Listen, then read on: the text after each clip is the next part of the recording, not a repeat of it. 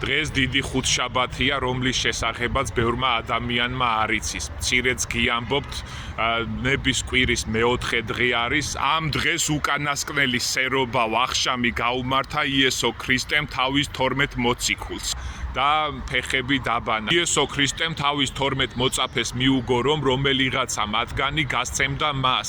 თითოეული მოწაფე დაფიქრდა და იკითხა, ნუ თუ მე ვარ ეს ადამიანიო.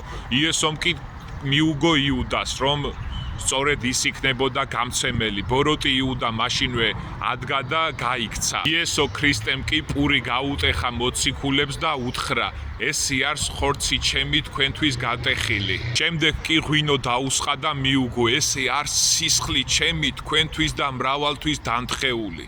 ასე მოხდა პირველი ზიარება.